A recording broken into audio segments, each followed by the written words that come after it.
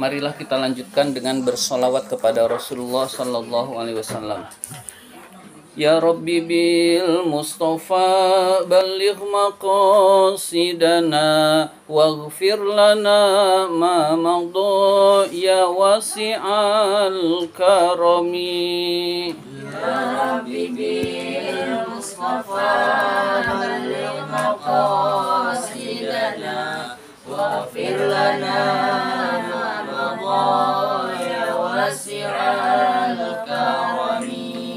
Muhammadun sayyidul qaunaini wa thaqalaini wal fariqaini min urbin wa min ajami. Ya Rabbi bil Mustafa balligh maqasidana waghfir lana ma madha ya wasi'al karami. Maulaya salli wa sallim daiman abada ala habibika khairi khalqi kullihimi. Ya Rabbi bil Mustafa balligh maqasidana waghfir lana ma madha ya wasi'al karami. Huwal habibul ladzi turja syafa'atuhu likulli haulim minal ahwali muqtahimi. Ya Rabbi bil Mustafa balligh maqasidana waghfir lana ma madha ya wasi'al karami. Bismillahirrahmanirrahim. Marilah kita lanjutkan pembahasan kitab Kifayatul Atqiya. Sekarang halaman 8. Halaman 8 setelah syair itu. Setelah syair sudah ketemu depannya wat taqwa. Jadi setelah syair itu ada wat taqwa. Ini adalah kosakata. Wat taqwa lafaz at-taqwa. Masdaru waqahu. Masdarnya lafaz waqo. Waqo yaki wiqoyatan wataqwan. Waqo yaki wiqoyatan wataqwan. Jadi waqo yaki wiqoyatan wataqwan. Wiqoyah waqahu menjaganya. Lafaz waqahu menjaganya. Iza mana'ahu ketika dia mencegahnya. Menjaganya ketika dia mencegahnya. Jadi orang yang tercegah dari sesuatu sama saja orang yang terjaga dari sesuatu.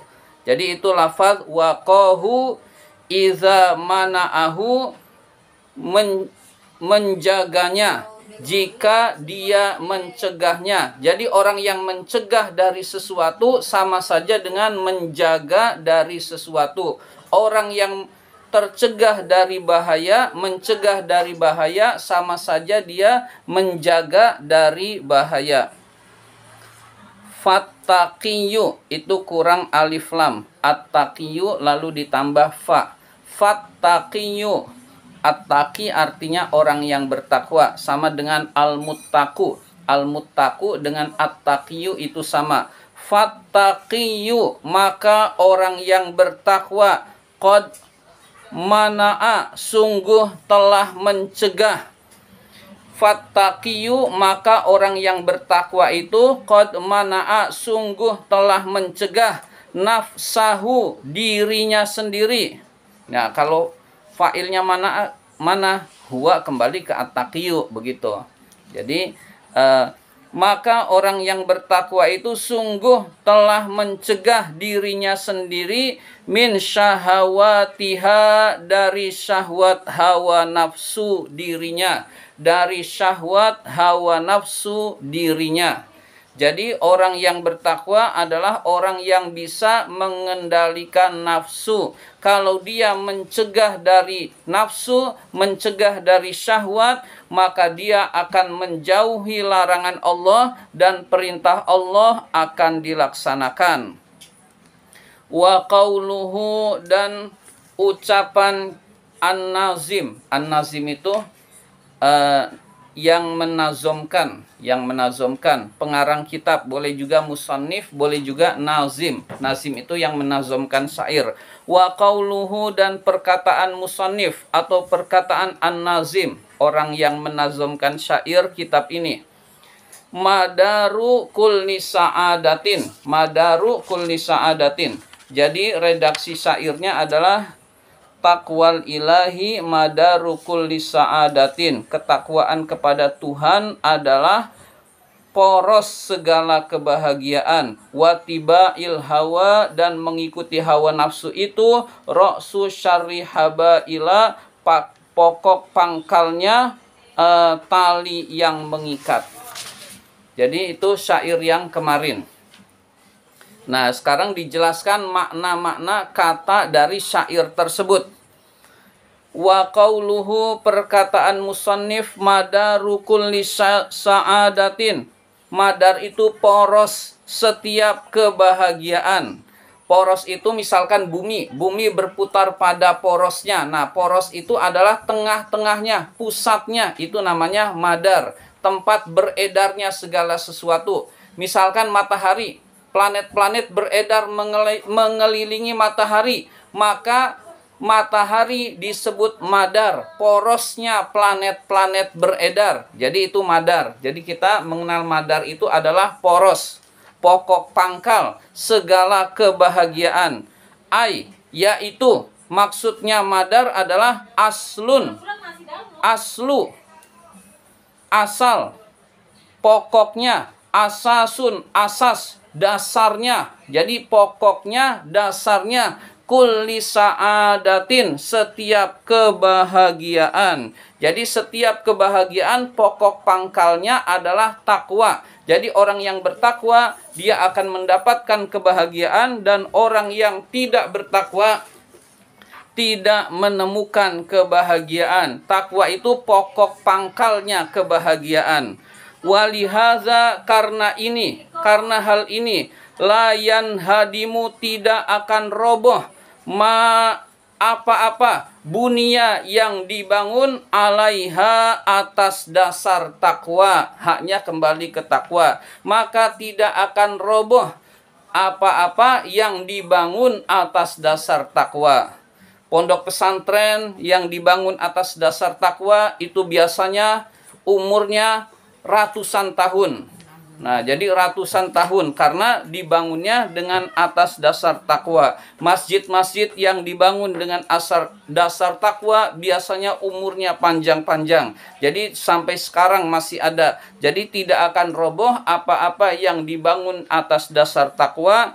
Ala ta'aqubid duhuri, atas silih bergantinya masa. Duhur jamak dari dahr, artinya masa atau tahun. Ta'aqub, ta'aqoba ya ta'aqobu, ta'aquban. Nah, ini masdar. Ta'aqoba ya ta'aqobu, ta'aquban. Ala ta'aqubid duhuri, atas silih bergantinya tahun.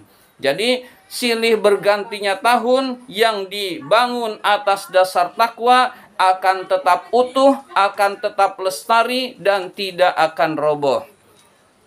Was-sa'adatu, lafaz as-sa'adatu, kan sa'ad, madaru kulli sa'adatin. Lalu arti sa'adah itu apa? Was-sa'adatu, arti as-sa'adah adalah diddus syaqawati, kebalikannya syaqawah, kecelakaan. Kebalikannya atau lawan katanya, kata asyaqawah yaitu kecelakaan. Sa'adah lawannya kecelakaan. Kebalikan sa'adah adalah syaqawah, kecelakaan. Jadi yang sa'adah bahagia, syaqawah celaka. Wahya sa'adah adalah, wahya yaitu, atau sa'adah adalah taufiqullahi, petunjuk Allah, taufik Allah lil abdi kepada seorang hamba, kepada hambanya. Jadi taufik Allah, petunjuk Allah kepada hambanya, wa hidayatuhu, petunjuk Allah, wa ma'unatuhu, dan pertolongan Allah. Ya, jadi itu yang dimaksud dengan sa'adah. Apa itu bahagia? Bahagia adalah orang yang diberi taufik Allah, lalu diberi petunjuk Allah, kemudian diberi pertolongan Allah. Taufik itu keinginan untuk taat. Lalu orang itu setelah diberi taufik, lalu dia taat pada Allah, namanya diberi hidayah. Lalu setelah dia diberi hidayah bisa taat kepada Allah, lalu dia dibantu, ditolong oleh Allah, namanya ma'unah. Nah, itu namanya sa'adah. Jadi sa'adah adalah taufik Allah, taufik, hidayah, dan ma'unah Allah kepada seorang hamba. Nah, kita harus tahu bahagia itu apa. Bahagia di dalam kitab ini adalah taufik, hidayah, pertolongan Allah yang diberikan kepada seorang hamba.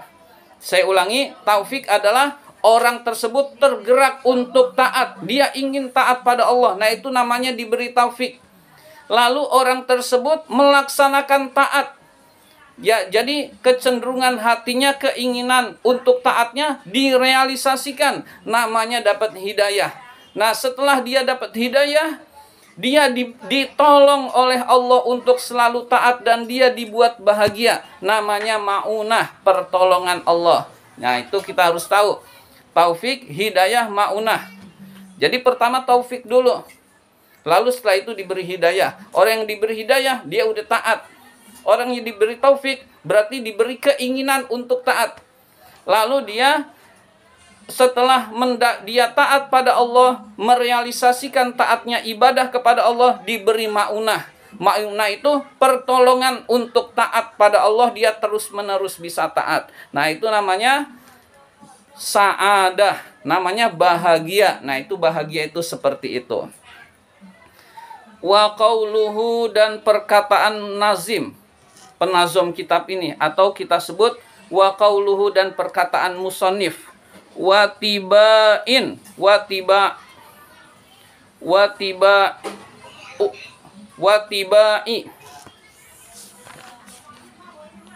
tibai ahwa.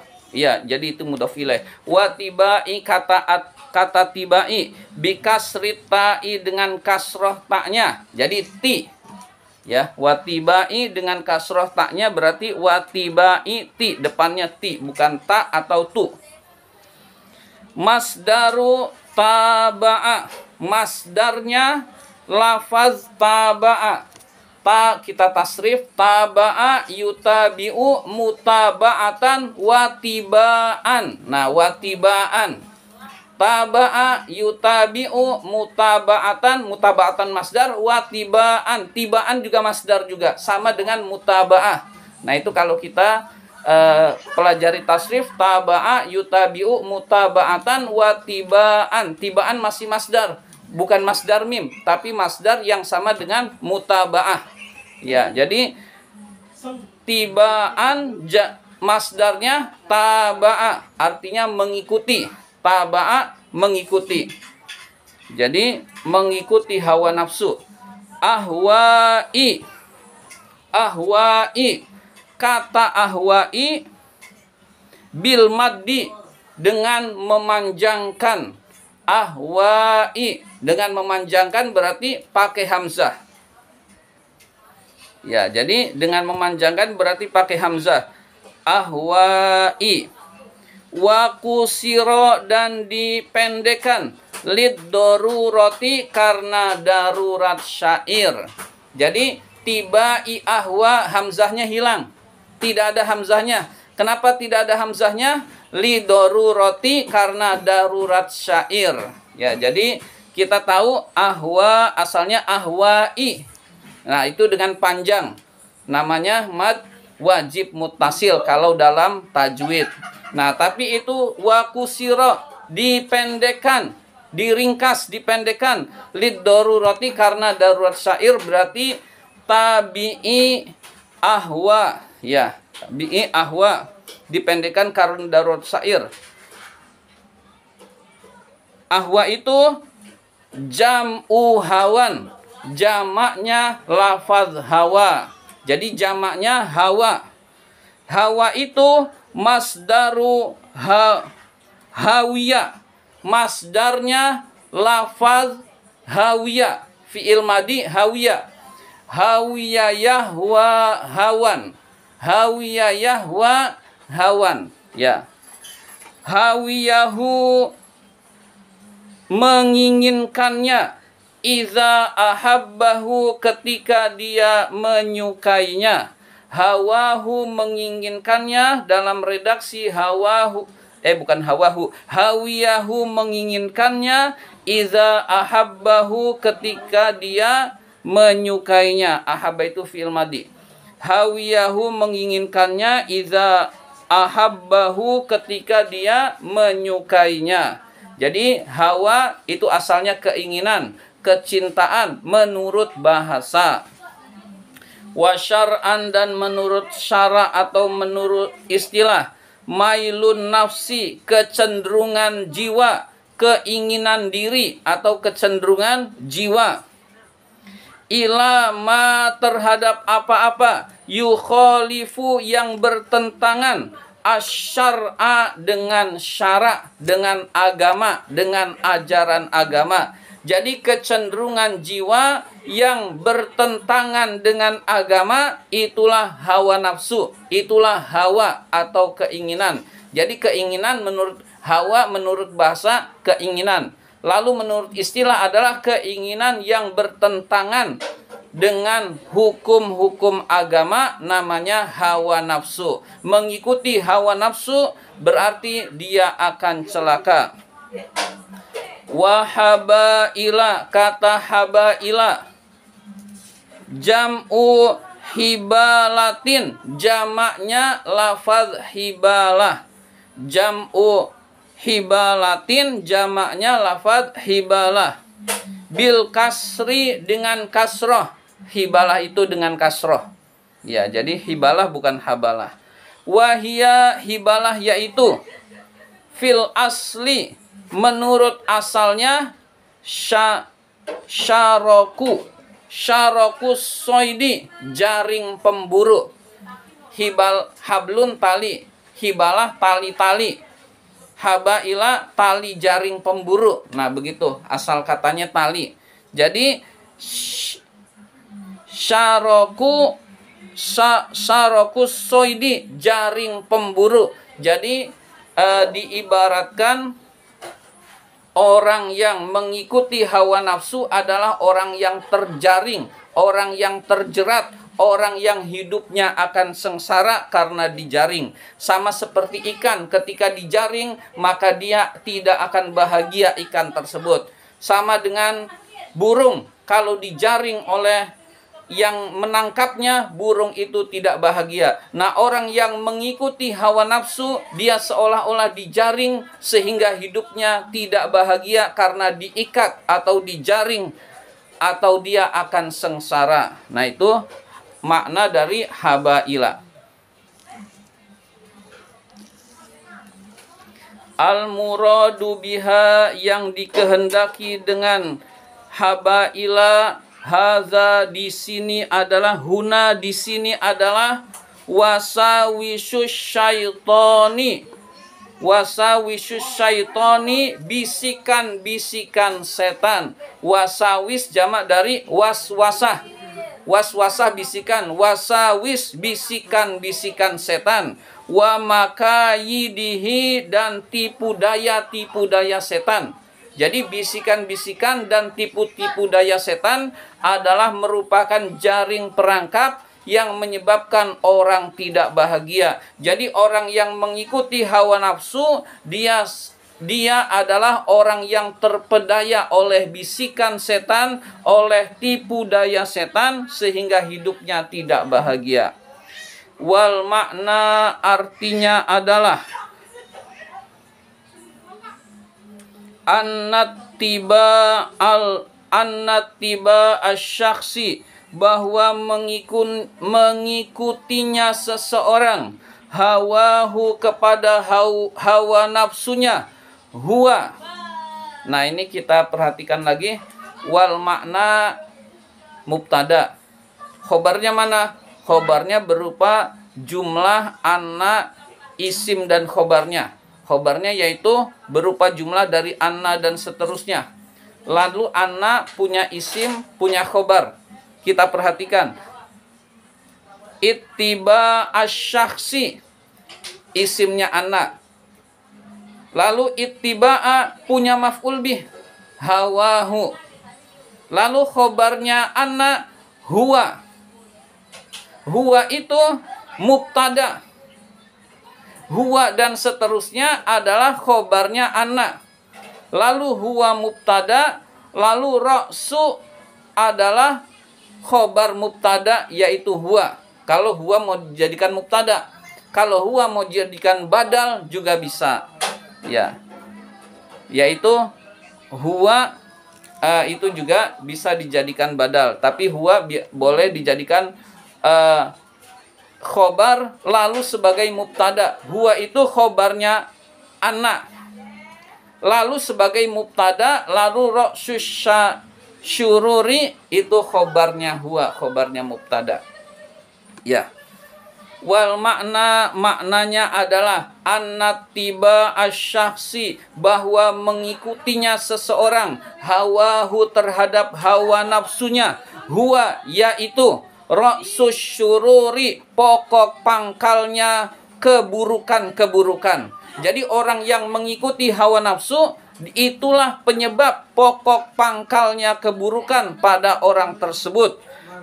Wal qabaiha, dan kejelekan-kejelekan, pokok pangkalnya kejelekan-kejelekan. Wal mahalika, dan kebinasaan-kebinasaan. Oh ya, syururi wal qabaihi wal mahaliki itu memang sighot muntahal jumu, tapi ada alnya, berarti kembali ke posisi munsorif. Ya, jadi tadi itu ada alnya, berarti al wal qabaihi wal mahaliki, bukan qabaiha wal mahalika. Ya, jadi ra'su tadi mana? Ra'su mudhaf, asyururi mudhaf ilaih.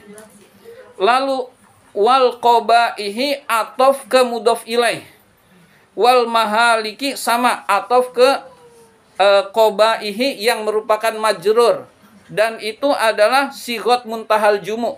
Nah, sighot muntahal jumu itu ghairu munsharif, tapi ada alnya, jadi menjadi munsharif kembali. Jadi jernya tetap dengan kasroh. Ya, mudah-mudahan paham. Ya, jadi ini udah, kalau ini diterangin juga itu cukup lama, cukup panjang. Jadi kadang-kadang yang seperti ini saya nggak nerangin. Pokok pangkalnya keburukan-keburukan, kejelekan-kejelekan, dan kebinasaan-kebinasaan. Jadi mengikuti hawa nafsunya, seseorang yang mengikuti hawa nafsu adalah itulah pokok pangkal keburukan-keburukan, kejelekan-kejelekan, dan kebinasaan-kebinasaan orang tersebut. Wadzalika, hal itu, liqaulihi, karena sabda Nabi alaihi salam, Nabi alaihi salam, hal itu dijelaskan oleh sabda Nabi alaihi salam. Inna akhwafa ma, sesungguhnya yang paling aku khawatirkan, sesungguhnya paling mengkhawatirkan, akhafu alayya, yang aku khawatirkan, ala ummati, bukan alayya, ala ummati, menimpa umatku, adalah ittiba'ul hawa, mengikuti hawa nafsu, wa tulul amali, dan menganggap lama hidup di dunia. Tulul amal sering diterjemahkan panjang angan-angan. Biar tidak salah paham, panjang angan-angan itu kita terjemahkan dengan menganggap lama hidup di dunia. Jadi tulul amal adalah menganggap lama hidup di dunia. Jadi yang paling ditakutkan oleh Rasulullah menimpa umatku, menimpa umatnya adalah mengikuti hawa nafsu dan menganggap lama hidup di dunia. Matinya masih lama, matinya masih lama, itu namanya tulul amal, mengikuti hawa nafsu. Nah, itu pun ditakuti oleh Rasul. Fa ammat tibaul hawa, adapun mengikuti hawa nafsu, fayasuddu anil haqqi. Nah, kita perhatikan fa ammat tibau itu jumlah ismiyah, tapi dikasih amma. Nah, karena dikasih amma, khobarnya harus pakai fa. Nah, itu jawabnya. Jadi khobar itu jawabnya. Kalau nggak pakai amma, ittibaul hawa yasuddu. Tapi karena ada ammanya, maka khobarnya pakai fa. Khobar yang sekaligus jawabnya. Fa ammat tibaul hawa, adapun mengikuti hawa nafsu itu, fayasuddu, maka mencegah, anil haqqi, dari kebenaran. Jadi kalau orang mengikuti hawa nafsu, tercegah dari kebenaran. Kebenaran tertutup pada orang tersebut yang mengikuti hawa nafsu. Wa amma tulul amali, adapun tulul amal, fayun sil akhirata, maka melupakan akhirat. Nah, ini ada ammaknya. Pengarang kitab ini sering atau senang sekali khobar mubtada pakai amma, lalu mubtada pakai amma, lalu khobarnya pakai fa. Nah, itu sangat sering. Nah, itu kebiasaan pengarang kitab ini seperti itu. Sebetulnya boleh tulul amal yunsil akhirah, boleh begitu. Nah, tapi ada ammaknya, berarti fayun sil akhirah. Ada amma, ada fa. Wa amma tulul amali, adapun menganggap lama hidup di dunia itu, fayun sil akhirata, maka melupakan akhirat. Jadi orang yang menganggap lama hidup di dunia, maka menyebabkan dia lupa akhirat. Lawannya adalah qasrul amal, menganggap sebentar lagi mati. Nah, itu namanya qasrul amal, menganggap sebentar lagi meninggal dunia. Rawahul Baihaqi. Hadis ini diriwayatkan oleh Al-Baihaqi fi Syu'abil Iman, di dalam kitab Syu'abul Iman. Jadi ada kitab namanya Syu'abul Iman.